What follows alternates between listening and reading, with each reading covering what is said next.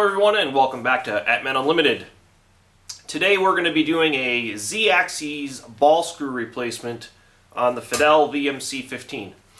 Now this is going to be very similar to just about any of the Fadal models. They almost all have the same vertical head setup on them. It's just the size of the beds are different. So this is going to be applicable to a lot of the Fadal machines out there. The reason we're going to change this ball screw is because the one that's in there now has excessive backlash, and I've been noticing I'm having a harder and harder time holding my depth tolerances. So that's the reason for changing the screw out. So this is the new screw here. We purchased this screw from FadalCNC.com. The guys over there are very knowledgeable, very helpful. You can send them an email. They normally reply the same day or the next day. So they've helped me out quite a bit in procuring parts and just general advice on some of the questions I had that are more specific. So this screw specifically is a Steinmeier screw. It's made in Germany, so it's a nice high quality screw. So we're going to put this one in. This is going to replace an NSK screw. So when I get the old screw out, we'll take a break, we'll take a look at the two screws, kind of compare them, and then I think what I might do with the old screw is send it out to one of the reballing houses and see if it's possible to reball it, and that way I'll have a spare screw on hand, and I'll also have them flip the ball nut on the ball screw, because on the Z, the only difference on this machine, specifically this machine, the only difference between the XY and the Z ball screws is just the way that the ball nut is put on. So the ball nut is flipped the other direction for the Z and Y screws. Or I'm sorry, for the X and Y screws. So the Z screw, the ball nut, the flange is facing the support bearing. On the X and Y's, the flange is facing the end of the screw. Okay, so that's the only difference. So we'll change our shirt, we'll get the machine on, we'll set up some cameras, and I'll kind of go through the process of removing the old screw, and then we'll take a look and compare them once we get the old one out. Do a little time lapse here. So this is about 10 times speed. We're starting by removing the Z way cover, and I start by removing the 4 Allen heads at the bottom, and then we'll remove the bolt along the front row. Then once we get those done, we'll lower the Z column all the way down to the table, and then remove the last 2 bolts on the side, and then you can just lift the Z column right off the slide, and it comes off real easy. Next we'll remove the cover that surrounds the Z column, and this is just removing the coolant nozzles, and then there's 2 bolts on the bottom and the front, and then 2 bolts on the side. Unfortunately my sheet metal is pretty banged up, so I have a hard time getting this cover on and off. I'm going to try to bend it back into shape a little bit better next time. Now that we've got the covers off, I want to just show you how much backlash is in the original screw. So what I'm doing at the console now is I'm using the BL command, and I'm removing any backlash comp that was in the controller. So here we have an indicator grounded to the Z column head, and then the indicator is reading on the ball screw, and you can see this ball screw has 3 to 4 thousandths of backlash in it. It's pretty bad. It's beat. You can also see the indicator shaking and vibrating quite a bit, and that's not the roughness of the ball screw. That's actually vibrations coming through the ball nut. So now, in preparation of the repair, I'm going to locate the Z column so that I can pin the weight, the counterweight, and then I'm also moving the table into a position that's comfortable to stand on. Because it's easier to get the ball screw in and out when you can access both sides of it. So now we're going to pin the counterweight. Now the counterweight has 2 holes through it, and then there's 2 holes in the column. So you want to put a steel bar through those holes in the counterweight and the column.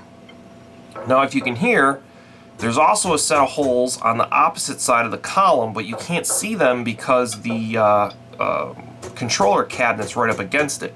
So you want to make sure those bars are all the way through and in the holes on the other side of the column. Then we're just going to put some blocking under the Z head to limit the movement as best we can. It still will have a little bit of movement in it, but we want to make sure that it doesn't move bad on us. So now we're going to pull the Z drive motor off first. We pulled the access cover off. Now we're going to pull the motor off, take the coupler out. Now there's 3 bolts that hold the ball screw bracket on. There's one in the back, and then there's 2 in the front underneath on the bottom. They're kind of hard to get to with the linear ways and the counterweight change there. You want to be careful not to ding up any of your linear or box ways. That will cause you a lot of heartburn if you do that. So this bolt was really stuck, so we had to go out and get the breaker bar to get this bolt off. When all else fails, get a bigger wrench.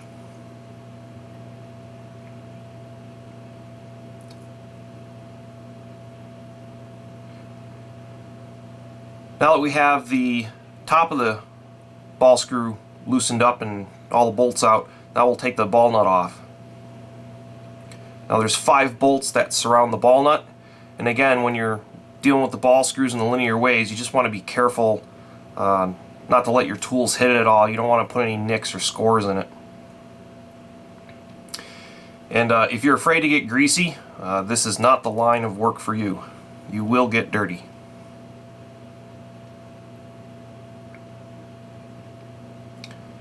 So now we're just pulling the rest of the bolts out once we got everything broken free.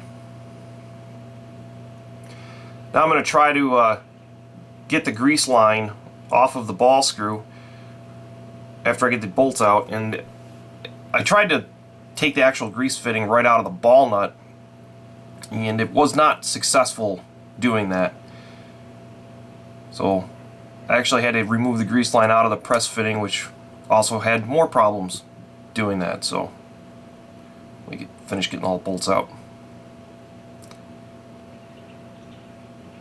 So what happened was there was so much dirt and grime in the bottom of the machine that I could not push the collar back to release the quick connect fitting. So I got a little pick, and I was able to pick around the collar and get all the dirt out of it, and then I was able to get the grease fitting off. And now the ball screw will come right out. We have the old screw out, so here's the old screw, and then here's the new screw.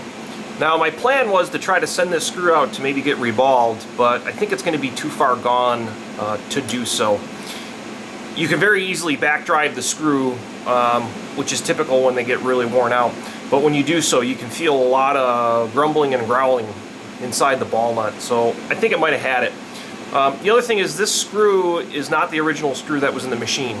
So on the XY, I have NSK screws in the machine, and I had the factory cross-reference them, and they believe that they're the original screws that were in the machine. Now I don't know if they've been reballed or not, but the part numbers and the serial numbers indicate that they were the original screws.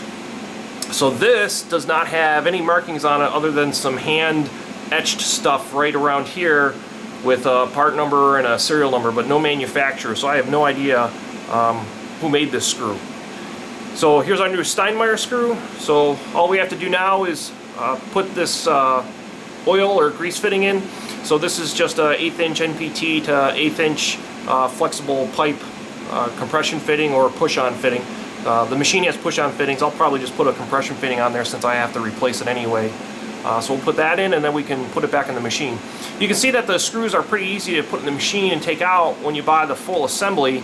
It was 3 bolts on the mounting brackets that hold the screw to the machine, and then 5 bolts on the ball nut, and then they come right out. Now I bought a pre-assembled ball screw from FadalCNC.com, and the reason why I did that is because the price for a complete assembly was only slightly more than the ball screw and thrust bearing parts to then have to put it together yourself.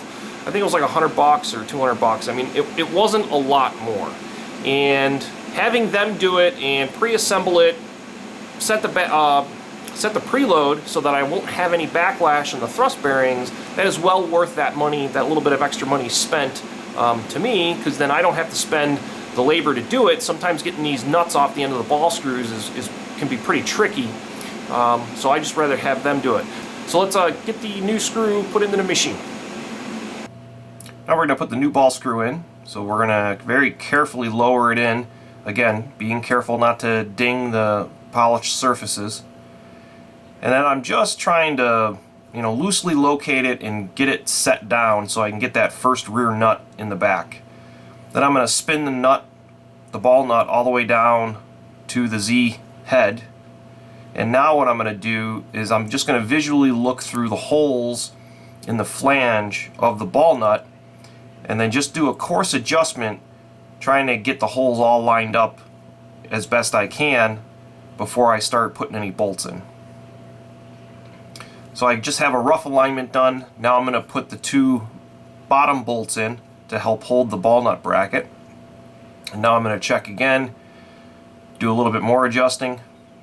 And then later on we're going to do an alignment. The alignment is the same thing. I basically just tap on the parts real lightly with a rubber mallet just to fine tune them and get them dialed in. So now we got all 3 bolts in the bracket that holds the ball screw to the machine.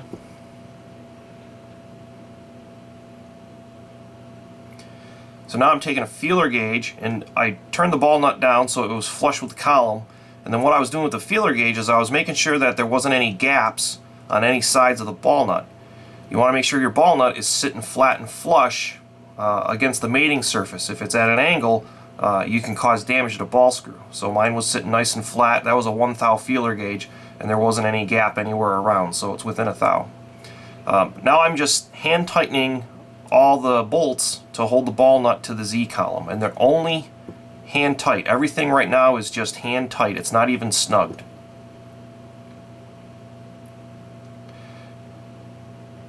So one of them got a little snug, so I had to use a wrench to loosen them up. What I'm doing here is I'm just making sure that everybody is moving freely. I want all these bolts to move freely, which means I've got the ball screw centered in all of its holes so that nothing's binding. So that's my initial rough alignment. Now we're pretty much all set for alignment, so we're going to clean up any mess we made, make sure all the bearing surfaces are real clean, and then we'll go over and we'll pump some grease into the new ball nut, and we'll be ready to move the axis for its first time. I'd like to thank the Red team for coming in on Saturday and getting the bulk of the work done, and the new screw is in place. We still have a little bit of work to do. I misspoke a little earlier in the video when I said that the grease fitting or oil fitting for the ball screw was a 1/8 inch NPT to 1/8 inch tube line. It's actually 1/8 inch NPT to 5/32 tube line, which is the same as 4mm. Those are a little hard to procure on a Saturday in my area. Luckily I was able to get one from the local auto parts store. It is a very similar fitting that is used in air systems for heavy-duty trucks. So keep that in mind if you run into that situation where you need one of those tube fittings to NPT.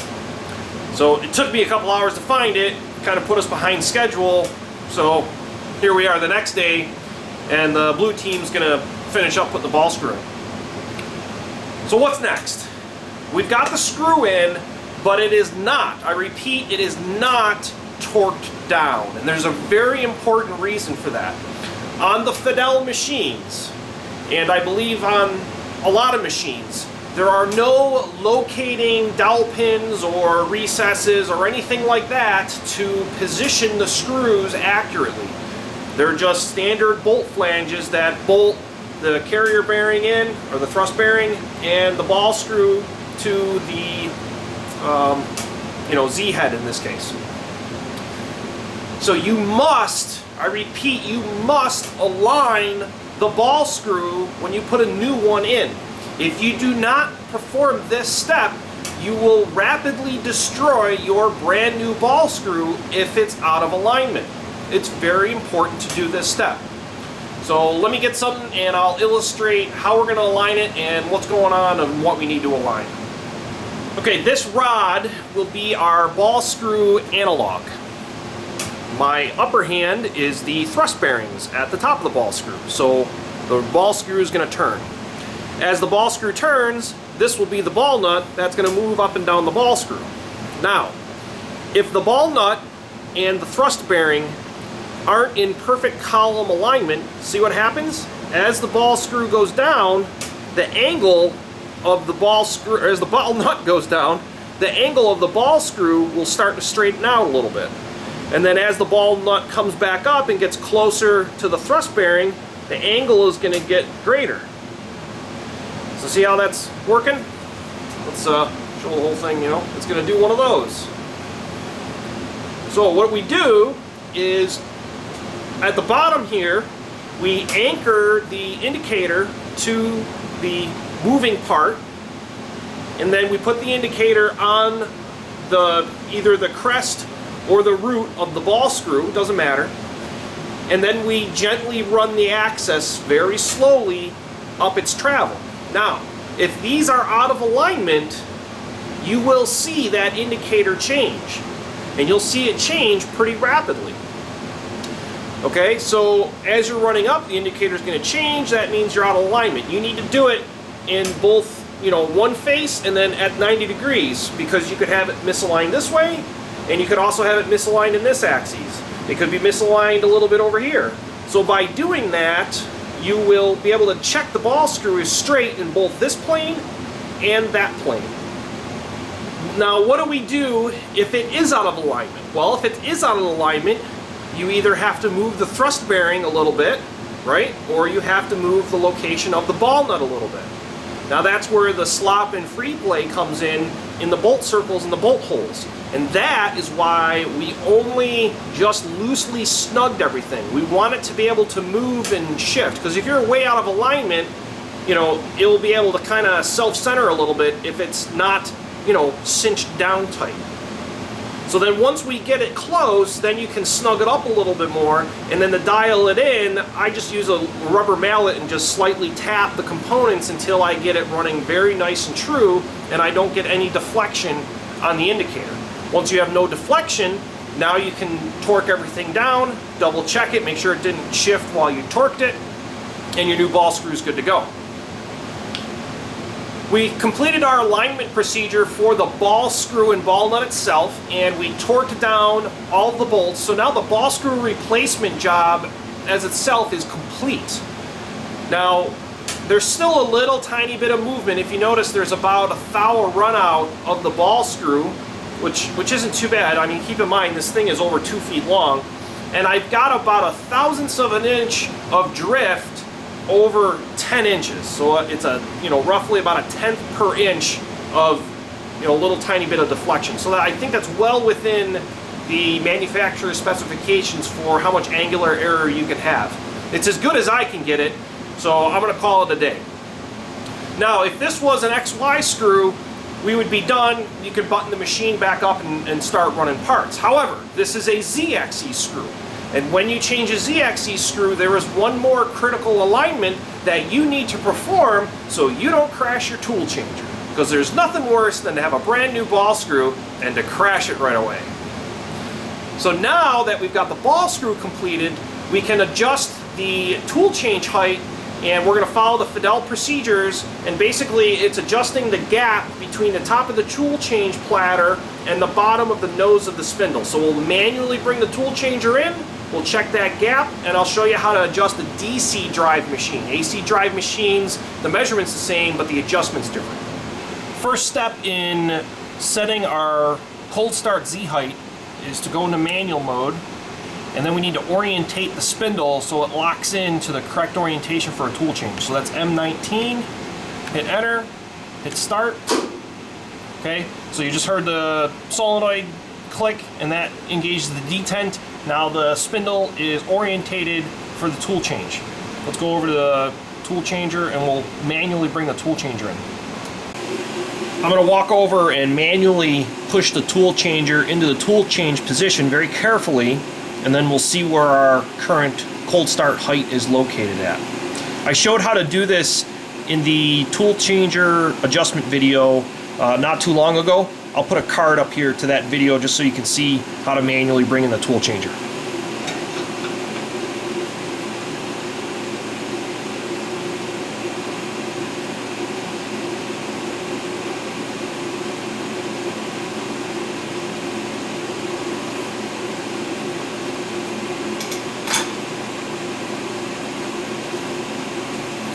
So we manually have brought in the tool changer, and then what we're looking for is this gap right here. So there's an extreme zoomed in view, and you can see that there's a small gap between the nose of the spindle and the top of the tool change platter. Now for a Cat 40 machine, which this is, you want 50 thou spacing between the top of the platter and the bottom of the nose of the spindle. If you're operating a BT tool holder machine, you want a 1/4 inch between the top of the platter and the bottom of the spindle. And that's all in the Fadal maintenance manuals for the tool changers. So refer to your maintenance manual and you can get the specs.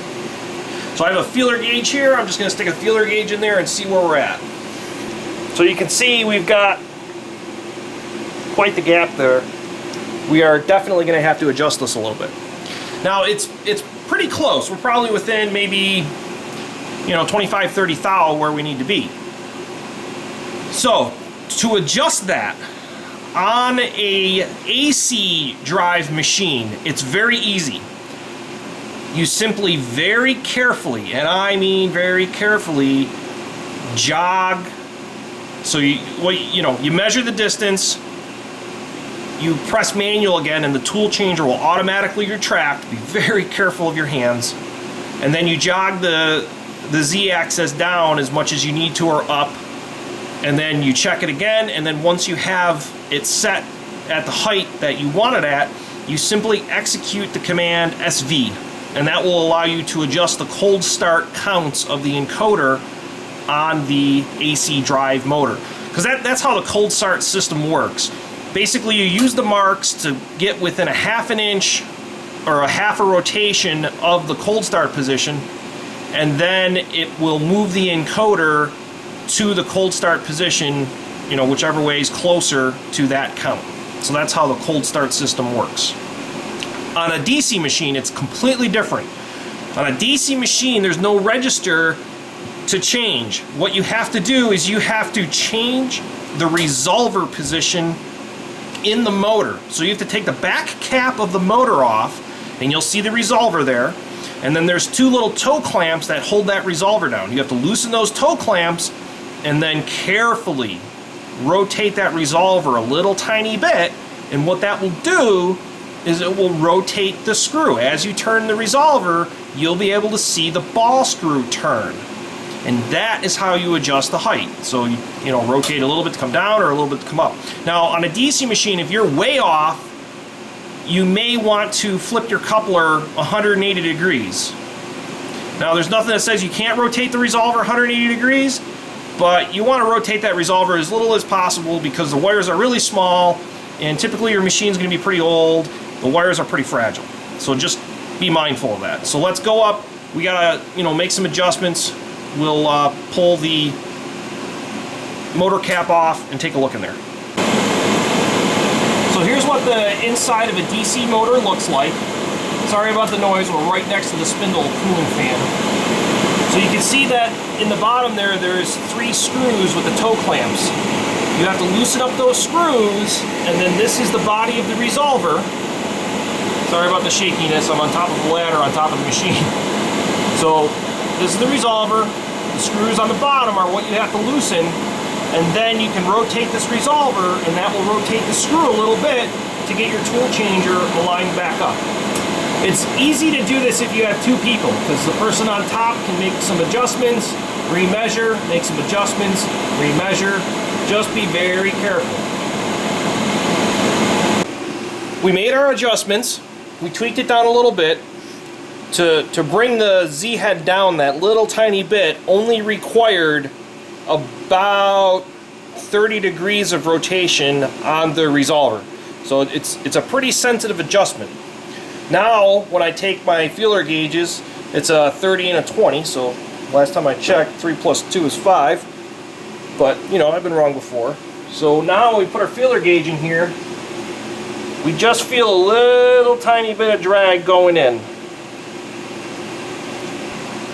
Now we stated in our last video that to get the tool changer back to home, all we need to do is exit the manual mode and just go to jog, and the first thing that will happen is the machine will return the tool changer home.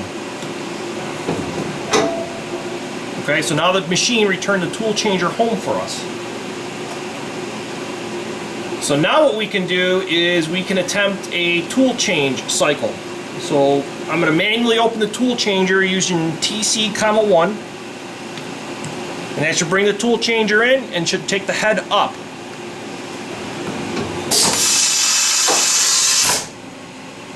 Okay, so now the head's up. Now we can rotate our tool changer and we can attempt to grab a tool. Now we'll hit manual and it will grab the tool and then go back.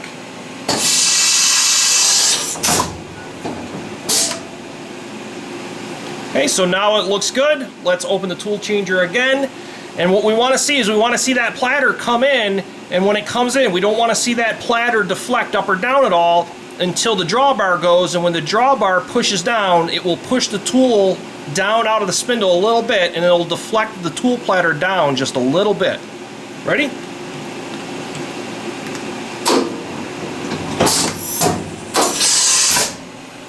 So there we go. So now we have a correct tool change height. We'll go back on top of the machine, we'll button up the top of the motor, and then we can put the rest of the sheet metal on. Alright, we can finally start putting our sheet metal back on. So we're going to put this cover on first. Gravity, or this cover is kind of just held on by friction. So I just pound it on up there and it sticks on. And then what we'll do is we'll raise our Z head back up and then set our Z way cover back in place and lower the Z head all the way back down. And it's the opposite of when we put it in the first time. So we'll put the side bolt in first, and then we'll put some of the bottom bolts in.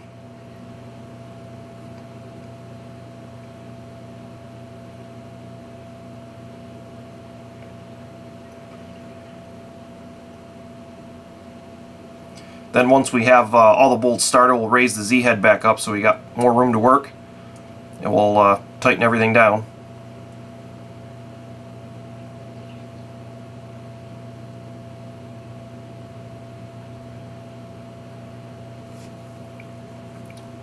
Not a lot of room to work in there. Bigger machines are actually a little bit easier to work on just because you got more room. Now we have to replace the 4 small Allen bolts on the bottom that hold the bottom of the Z cover to the Z column.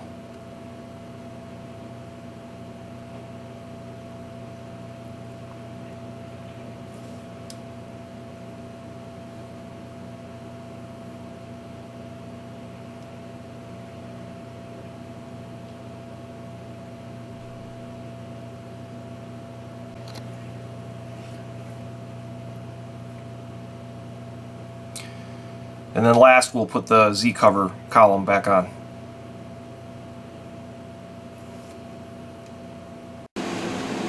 So now that we have all of the operations completed for the new ball screw, the next thing that we need to do in the final step is to reset the backlash comp for the Z axes.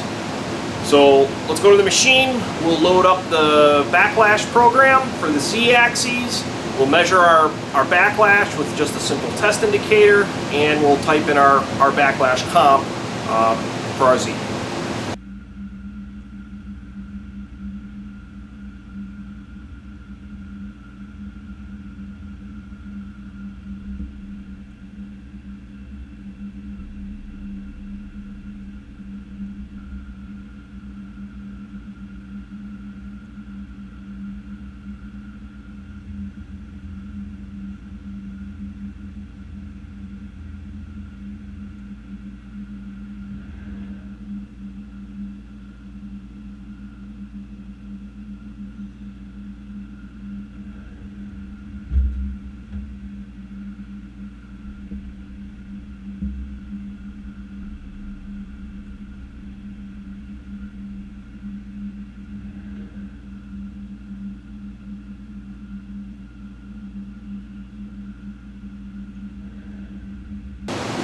Okay, that's going to pretty much wrap up the ball screw replacement.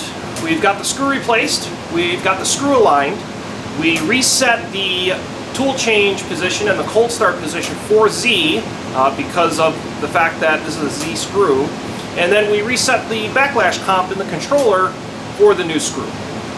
Now, if you have any questions on how bad the old screw was, Here's a comparison. So here's the old screw doing a tool change from one of our previous videos.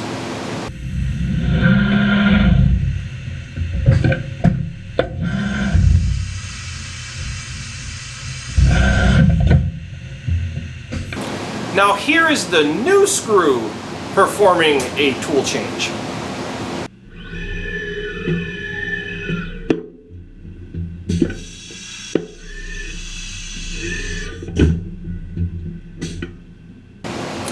Oh yeah, it was time to replace it. She was tired. As always, if you have any questions, please feel free to email me or comment below. I hope you enjoyed this ball screw swap out, and thank you for watching. We'll see you on the next video.